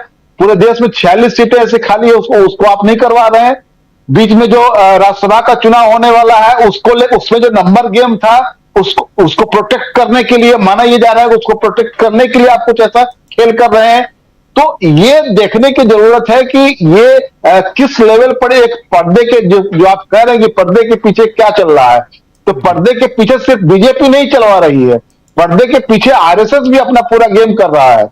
आरएसएस भी इस दिशा में जा रहा है, और ये ब्यूरोक्रेसी में हो या स्टेना में हो, अग्निवीर के जरिए भी बहुत ये आरएसएस की एक पूरी पलटन वहां तैयार की जा रही है। तो ये जो है, ये जो पूरा साफ जो दिखाई दे रहा है, ये भी पर्दे के पीछे पूरा बड़ा खेल चल रहा है, और आरएसएस इतना जल्दी हथियार डालने वाला नहीं है। बीजेपी भले लगे कि पस्त हिम्मत उसकी दिखाई दे रही हो, लेकिन आरएसएस मजबूती के साथ काम कर रहा है। पर्दे के पीछे जो ये खेल चल रहा है, इसमें मुझे लगता है कि आज की तारीख में कोई लड़ता हुआ दिख रहा है वैचारिक आधार पर, जो सीधे टकरा रहा है, सीधे वैचारिक लकीर खींच रहा है बीजेपी आरएसएस के साथ, वो राहुल गांधी है। बाकी का विपक्ष जो है वो एक तरह से खुल करके और सीधा टकराने की ओर आगे नहीं बढ़ता हुआ दिख रहा है। और मुझे लगता है कि संपूर्ण विपक्ष के सामने अब ये चुनौती है कि आप इन चीजों का पर्दाफाश करें। एसएपी जो है वो आरएसएस के इशारे पर बहुत सारे प्रशासनिक निर्णय लिए जा रहे हैं, और जो हम लोग चिंता जाहिर करते हैं कि जो संस्थाओं पर कब्जा इनका होता जा रहा है, तो संस्थाएं सिर्फ इनके इशारे पर नहीं नाच रही है, बल्कि उन तमाम संस्थाओं में इनके लोग बढ़े जा रहे हैं। आप यूपीएससी वाला तो मामला आपने देखा ही है, उनके चेयरमैन बीच में रिजाइन करके गए। तो जैसे जैसे चीजें खुल रही है, साफ साफ दिख रहा है कि तमाम जगहों पर ये इस तरह का नियंत्रण स्थापित किया जा रहा है। तो इस नियंत्रण का फायदा किसको होगा? इस नियंत्रण के जरिए वो क्या हासिल करना चाहते हैं? हासिल ये जब अमित शाह कहते हैं कि हम 35 सालों तक कोई हिलाने वाला नहीं है, तो ऐसे ही आप उसके लिए कुछ ना कुछ तो इंतजाम कर रहे हैं। ये एक तो परसेप्शन भी बनाना है और दूसरा कि इसके पीछे बैक टू बैक कुछ ना कुछ आप इंतजाम कर रहे हैं। तो ये साफ साफ दिखाई दे रहा है कि आप ब्यूरोक्रेसी में, सेना में, इन तमाम जगहों पर, राजभवनों में किस तरह से मैनिपुलेशन के लिए अपने लोग भर रहे हैं और उसका इस्तेमाल कर रहे हैं। और ये चीजें धीरे धीरे और मजबूत हो रही हैं, ये कमजोर नहीं हो रही हैं। जी बिल्कुल बिल्कुल बिल्कुल। जरा जल्दी से आना चाहता हूं प्रशांत टंडन जी आपके पास। क्या लगता है आपको प्रशांत जी, हरियाणा का चुनाव कितना असर डालेगा और जम्मू कश्मीर का चुनाव, उसके रिजल्ट कितना असर डालेंगे आने वाले 2 राज्यों 3 राज्यों के चुनाव में? खासकर महाराष्ट्र का जिक्र हम लोग बार बार कर रहे हैं, महाराष्ट्र के ऊपर क्या असर हो सकता है और हरियाणा में क्या कुछ दिखाई देता है आपको? हरियाणा का चुनाव राजीव जी बहुत डिफरेंट होगा इस बार। बहुत डिफरेंट इसलिए होगा कि वहां पे लोकसभा में जो ट्रेंड दिखाई दिया, वो ट्रेंड ये दिखाई दिया कि पिछली बार जेजेपी को 10 सीटें मिल गई थी और उसी 10 सीटों से खट्टर साहब की सरकार बन गई थी। इस बार जेजेपी का मामला साफ है। लोकसभा के चुनाव में एक भी विधानसभा सीट में वो लीड नहीं कर रहे थे। तो कांग्रेस और बीजेपी वहां आमने सामने है और खट्टर साहब की बहुत अलोकप्रियता है और बीजेपी इस बात को समझ नहीं रही है, या समझ रही तो उनकी कोई मजबूरी है, क्योंकि खट्टर साहब के पास अपने भी कुछ कॉरपोरेट बैकअप होगा, क्योंकि गुड़गांव जो है वो कॉरपोरेट का एक बड़ा स्टेशन है जी। तो और रेवेन्यू सेंटर भी है गुड़गांव फरीदाबाद दोनों। गुड़गांव बहुत बड़ा है, वहाँ तमाम मल्टीनेशनल्स के हेडक्वार्टर्स हैं। लेकिन हरियाणा के चुनाव इस बार बहुत डिफरेंट होंगे और जो सोशल इंजीनियरिंग के नाम पे जो बीजेपी करती रही है वो अब नहीं होगा। वहाँ पे जैसे अभी मेवात के दंगे करवाए थे, तो मेवात के दंगों में हिंदू मुसलमान एकता कैसी दिखाई दी, एक मिसाल कायम हो गई वहाँ पे। मैं तो वहां जाके लोगों से मिला मेवात में, तो पूरे हरियाणा में ये मेवात वाला जो असर है वो सब जगह है कि जो कोशिश समाज को बांटने की बीजेपी की तरफ से हो रही थी वो अब समाज बंटने वाला नहीं है। तो हरियाणा के चुनाव में किसान का मुद्दा रहेगा। अब आपने किसानों के रास्ते में संगीनें बिछाई थी, लाठीचार्ज करवाई थी, पुलिस की गोलियां चलवाई थी, ड्रोन से आंसू गैस उनके ऊपर गिरवाए थे किसानों पे। कौन भूल जाएगा राजीव? विनेश फोगाट के साथ जो किया है कि ब्रजभूषण शरण सिंह कह रहा है ना कि वो कि दबदबा कायम है और कायम रहेगा, इसको कैसे भूल जाएंगे हरियाणा के लोग? किस तरह से विनेश फोगाट को जंतर मंतर में पुलिस वालों ने खींचा और किस तरीके से उसके साथ जो है साजिश हुई या लापरवाही हुई, उसका मेडल छिन गया। वो गोल्ड लेकर आती, कम से कम सिल्वर तो लेके ही आती। तो हरियाणा के चुनाव तो राजीव जी बहुत डिफरेंट होंगे इस बार। दूसरे की अभी चर्चा हो रही थी अमित शाह की। देखिए इन लोगों का मसला ये है राजीव जी कि ये बड़ी बड़ी बातें बोलते हैं और उन बातों का जरा हम लोग पोस्टमार्टम कर लें कभी कि इनके दावे कितने बड़े होते हैं। हेडलाइन मैनेजमेंट करते हैं, केवल हेडलाइन मैनेजमेंट। अमित शाह ने कहा था 400 सीटें, कहाँ आई 400 सीटें? अमित शाह ने बंगाल के लिए कहा था 200 सीटें, कितनी आई? 77। अमित शाह ने लोकसभा के चुनाव में बंगाल में कहा था 30 सीटें आएंगी हमको, कितनी आई? 12 सीटें, 6 सीटें कम हो गई। ये मीडिया में इन लोगों का बहुत अत्यधिक महिमा मंडन होता है। बेसिकली ये कॉर्पोरेट के बैठाए हुए लोग हैं राजीव जी, और वो कॉर्पोरेट इनको जितना स्कोप देगा उतना ये बोलते हैं, चाबी वहीं से भरी जाती है। राहुल गांधी कॉर्पोरेट का विकल्प नहीं हो सकता जी। अगर राहुल गांधी कॉर्पोरेट का विकल्प होता तो कल खत्म हो जाइए, लेकिन राहुल गांधी कॉर्पोरेट का विकल्प नहीं हो सकता। तो कॉर्पोरेट के पास अभी नरेंद्र मोदी का विकल्प नहीं है, इसी का फायदा ये उठा रहे हैं, तब तक ये बने हुए हैं। लेकिन बहुत लंबे समय तक तो इनको बहुत ताकतवर मानना और ये मानना कि ये मतलब भगवान है, ये कोई कुछ भी कर सकते हैं, ये मोदी है जो मुमकिन है, ये इश्तिहारों की लाइन है राजीव जी। जी बिल्कुल, ये किसी एडवर्टाइजिंग कंपनी ने लिखी है लाइन, किसी मास कम्युनिकेशन के पास किए हुए स्टूडेंट ने इस लाइन को लिखा है, मोदी तो मुमकिन है। विज्ञापन के क्रिएटिव राइटर्स की लाइन है ये कोई लॉ ऑफ फिजिक्स नहीं है। जी जी बिल्कुल। और इस लॉ ऑफ फिजिक्स को अगर देखना हो तो आप देख लें इनके पिछले कारनामे कि पिछले आपने कितने दावे किए और क्या आया। दूसरी एक बात और कि जो माधवीपुरी बुच का मामला है, नरेंद्र मोदी उसको बहुत समय तक बचा नहीं पाएंगे, कितने भी ताकतवर हों, कितना भी विज्ञापन दाताओं की लाइन चलती रहे कि मोदी की मुमकिन है। जी।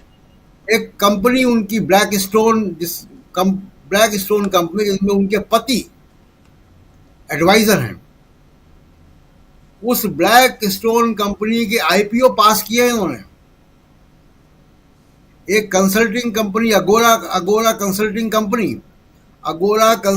कंपनी का डिविडेंड मिलता रहा। सेबी के नियम है कि अगर आपको प्रॉफिट ऑफिस ऑफ प्रॉफिट है तो आप सेबी के मेंबर या चेयरमैन नहीं रह सकते, परमानेंट मेंबर और चेयरमैन। जी। तो माधवीपुरी बिच, और आज ये अंतर्राष्ट्रीय मीडिया में आया जो मैं आपको बता रहा हूं कि ब्लैक स्टोन जो रियल एस्टेट कंपनी है, फर्म है, उसके तमाम कंपनियों में स्टेक्स है, उसकी तमाम सारे अप्रूवल्स माधवीपुरी बुच ने दिए हैं, सेबी ने दिए हैं। तो बहुत लंबे समय तक इसको मोदी साहब बचा नहीं पाएंगे माधवीपुरी बुच को।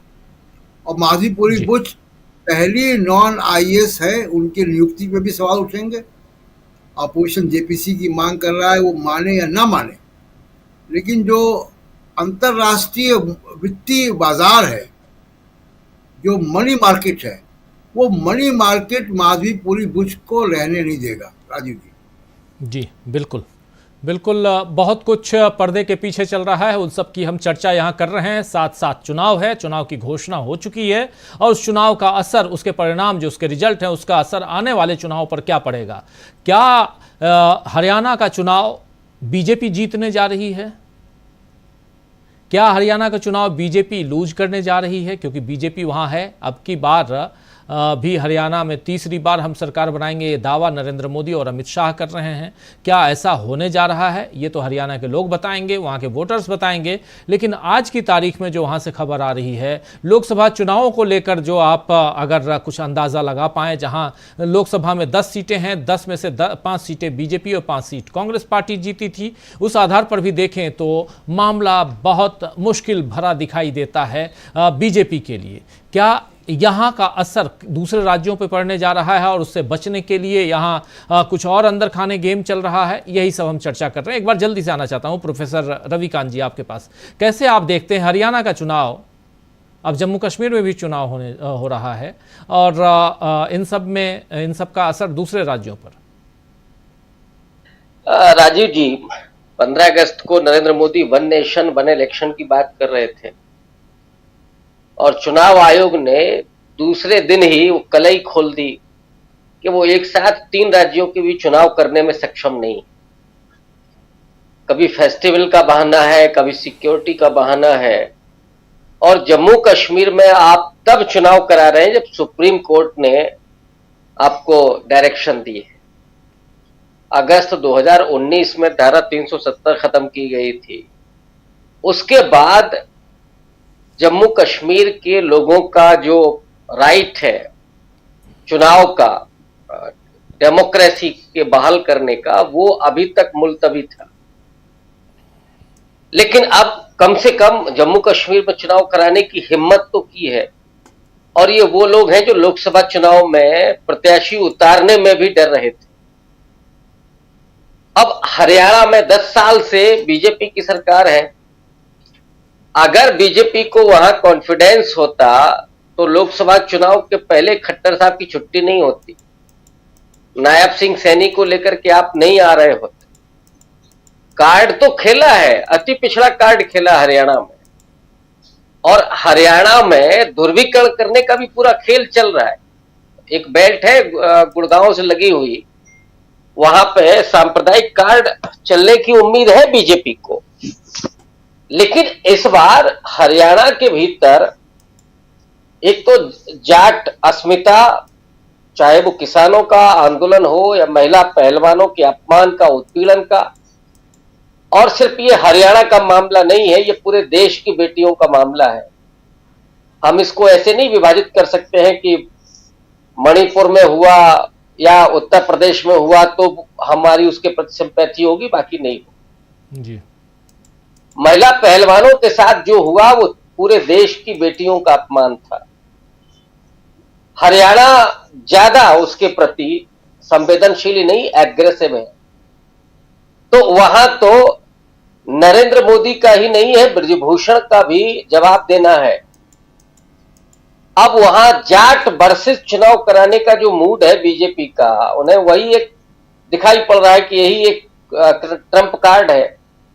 लेकिन ये चुनाव 2024 के लोकसभा चुनाव की तरह का होने जा रहा है हरियाणा में।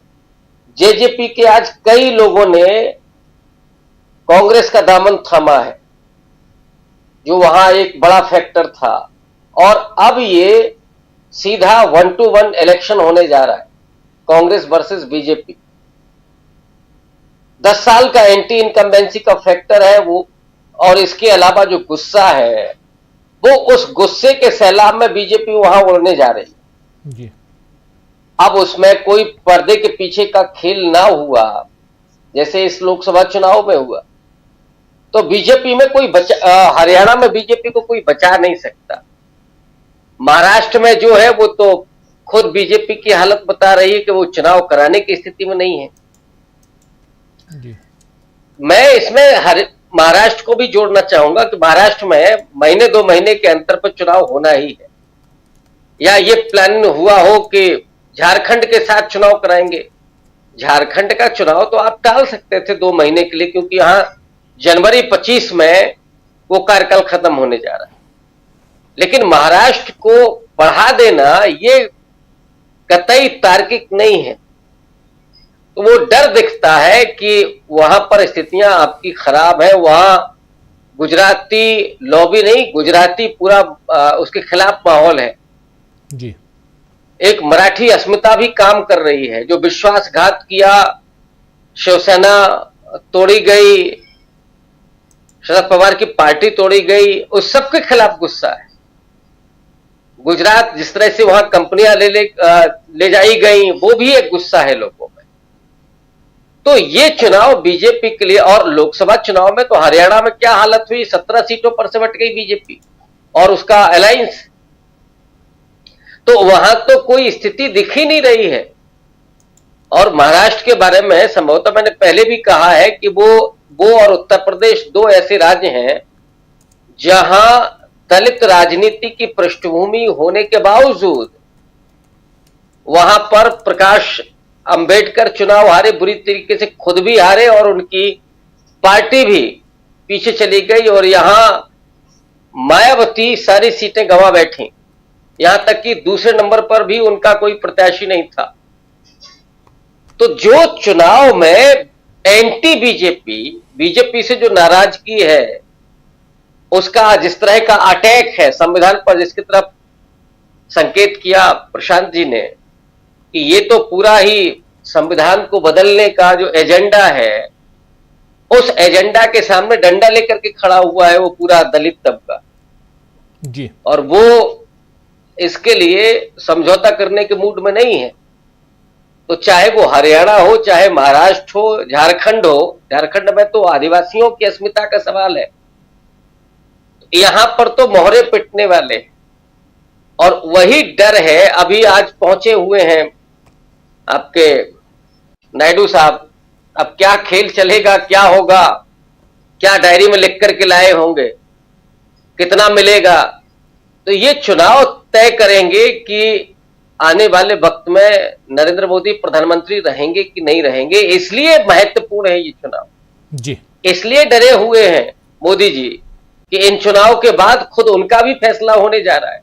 ये सिर्फ हरियाणा और महाराष्ट्र के चुनाव नहीं है, ये मोदी जी का भी चुनाव है एक तरह से, कि वहां पर स्थितियां अगर गड़बड़ हुई तो यहां पर भी आरएसएस पीछे से खड़ा होगा और भी चीजें आपको बदलती हुई दिखाई पड़ेंगी।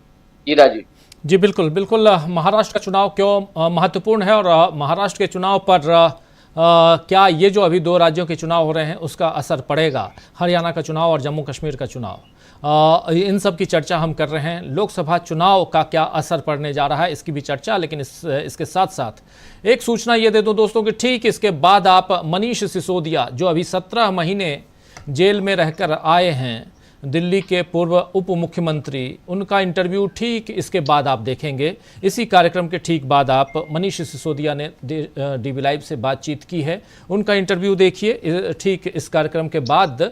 लेकिन आना चाहता हूं श्रवण गर्ग साहब आपके पास। और दूध का जला छाछ भी फूंक फूंक कर पीता है, ये सुना है। और लोकसभा चुनाव में बीजेपी की 63 सीटें कम हो गईं। अब ये पहला चुनाव है जिसकी घोषणा हो चुकी है, जिसमें जम्मू कश्मीर और हरियाणा दोनों हैं। और क्या यहाँ ज़्यादा सतर्क भाव से नज़र नहीं आएगी आने वाले समय में बीजेपी, जो हम लोग अभी, क्योंकि हमारा पैटर्न भी हम लोग भी चर्चा करते हैं तो उसी पैटर्न से आगे बढ़ रहे हैं।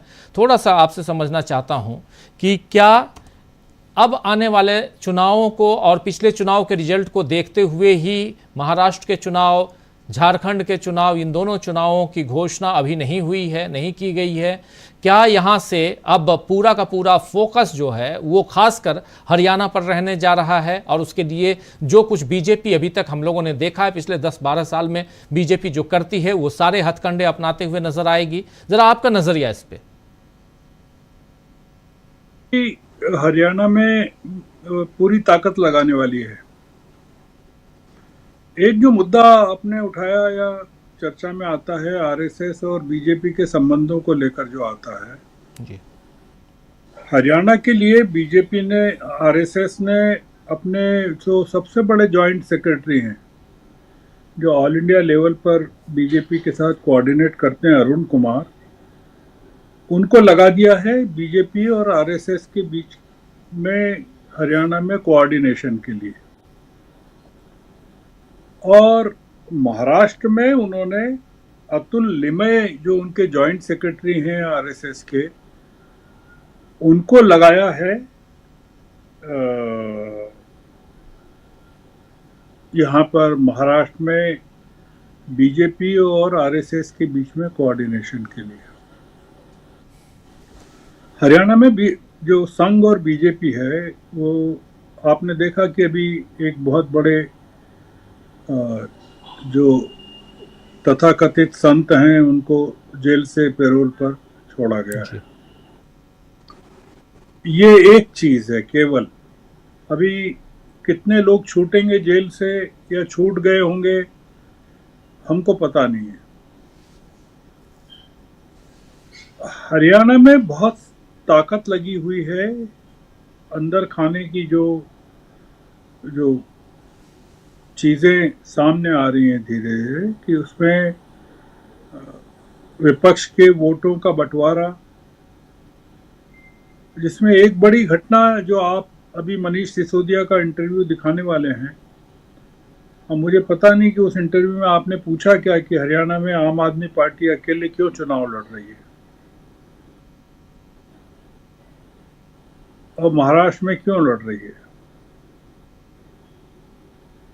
तो जननायक जनता पार्टी के जो दुष्यंत चौटाला हैं वो क्या करने वाले हैं, आम आदमी पार्टी क्या करने वाली है वहाँ। हम लोग ये जो अभी जो लग रहा है वो तो ये लग रहा है कि कांग्रेस स्वीप कर सकती है, वहाँ करेगी, मान लीजिए करेगी। अभी जो कोशिश है वो ये कि डैमेज कम से कम हो। मतलब जैसे आपने देखा कि लोकसभा के चुनाव में दो तरह की खबरें हैं। एक तो आपने बीजेपी को 240 पे रोक दिया, वो तो ठीक है। 79 सीट्स जिसके बारे में पराकला प्रभाकर कह रहे हैं कि ये 79 सीट्स को लेकर कह रहे हैं कि ये सीटें चुरा ली गई इनसे, इंडिया अलायंस से छीन ली गई। द विक्ट्री वॉज स्टोलन जिसको कहते हैं, वो कहते हैं।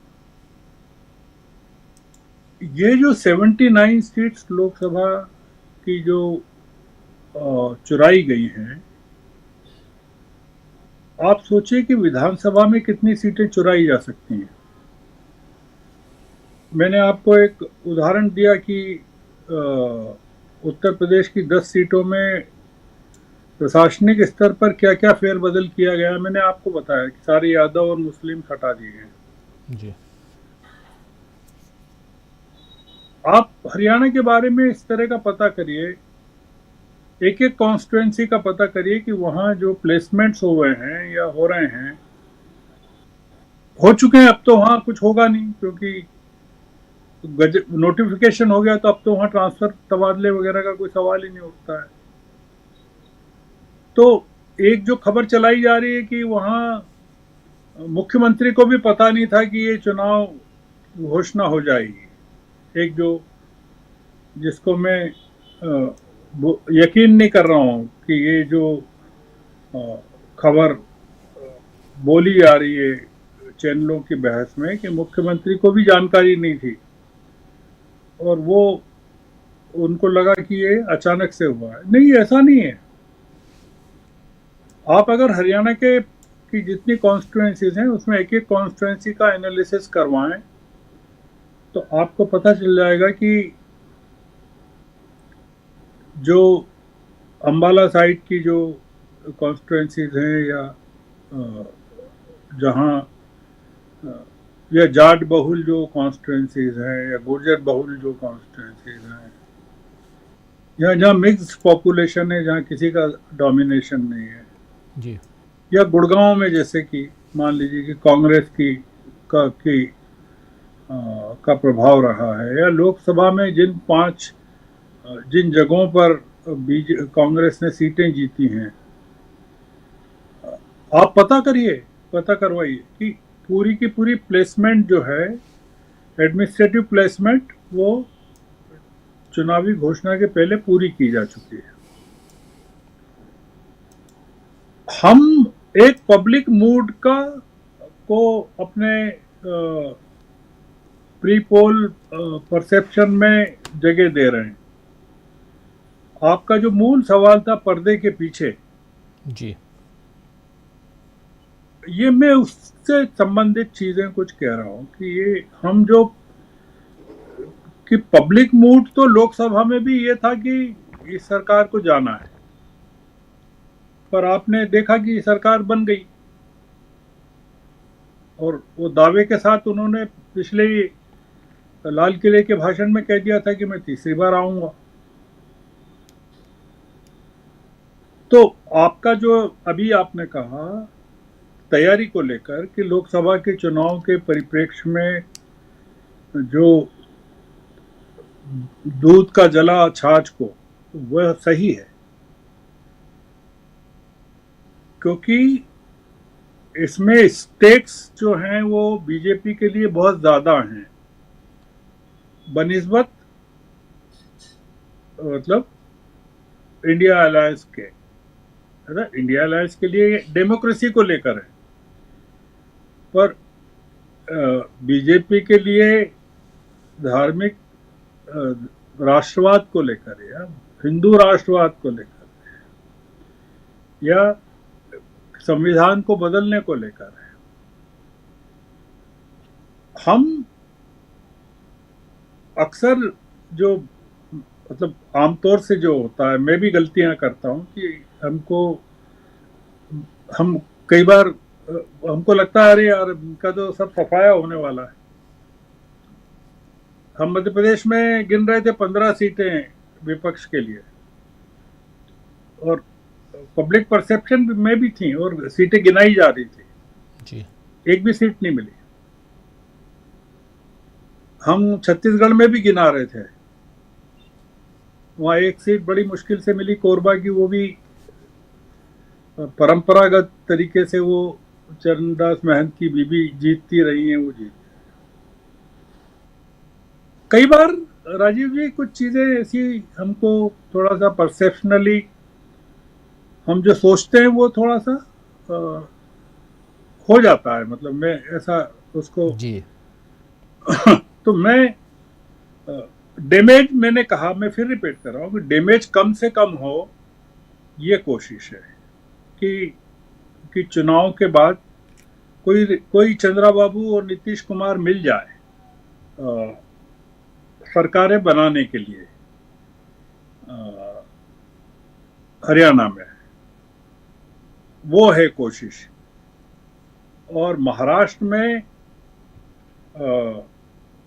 Ajit Pawar will be out, almost out, क्योंकि आरएसएस ने इसी शर्त पर वहाँ कोऑर्डिनेट करने का तय किया है कि भाई हम आपके साथ, हमारी शर्त ही है जी, अगर खबरें सही है तो वो उसका एक कारण ये भी हो सकता है कि मतलब स्ट्रेटेजिक हो सकता है, वो भी आप समझ लीजिए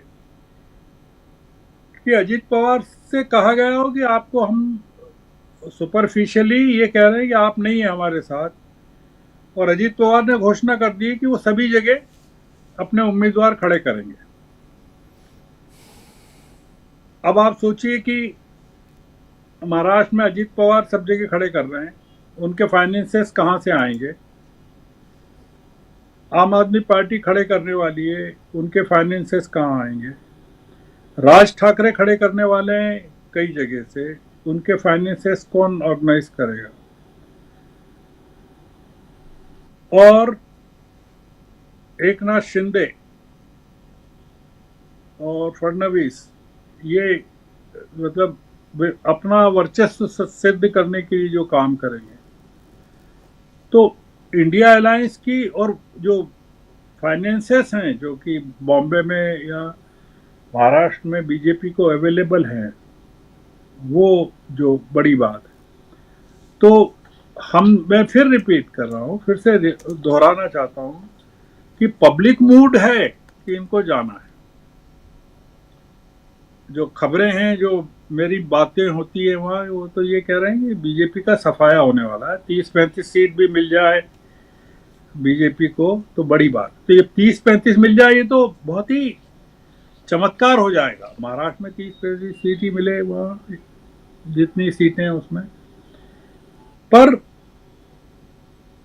मेहनत के अलावा जो एक चुनौती है, जो पर्दे के पीछे वाली जी, जो आप कह रहे हैं, उसको कैसे काउंटर करना, और निश्चित रूप से कर रहे होंगे, क्योंकि हम बुद्धिमान केवल हम ही नहीं हैं, क्योंकि वो भी समझते हैं, जो चुनाव इंडिया अलायंस के लोग जो कर रहे हैं वो भी।